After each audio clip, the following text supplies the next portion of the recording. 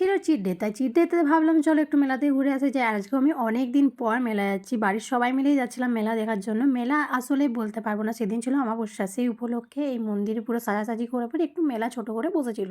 সবথেকে বেশি ভালো লাগলো যে এটা ডেকোরেশনটা খুব সুন্দরভাবে সাজিয়েছিল, আর মা কালীকেও খুব সুন্দরভাবে ওরা সাজিয়েছিল। আর এটা ছিল আমার লুক। কেমন লাগছে অবশ্যই জানাবে কমেন্ট করে। আগে যখন মেলা বসতো ছোটবেলাতে প্রচন্ড খুশি হতাম যে এ নেবো ওই নেবো। এখন আর সেরকম কিছু মজাই হয় না, কারণ বড় হতে হতে এমনই জিনিস হয়ে গেছে, ছোটবেলাকার জিনিসগুলো পুরোপুরি হারিয়ে ফেলেছি। কিন্তু এখান থেকে আমি দেখলাম টিকিট কাটা হচ্ছে 10 টাকা করে। যে টিকিটটাই তোমার যত নাম্বার পড়বে সেটা তুমি পেয়ে যাবে। আমিও একটা টিকিট কাটলাম যেটা দিয়ে 12 নাম্বার পেলাম, আর 12 নাম্বারে পেয়েছিলাম একটা ঝুড়ি। তারপর ভাবলাম আরেকটা টিকিট কাটা যায়, সেটাতে আমি 27 পেয়েছি, সেটাতেও পেয়েছি ঝুড়ি। মানে আমি দুটো ঝুড়ি পেয়েছি। আর মাকে দেখালাম, মা বলছে দুটো ঝুড়িতে কি করবো, যাই হোক দুটো যখন পেয়ে গেছি নিয়ে তো যেতে হবে।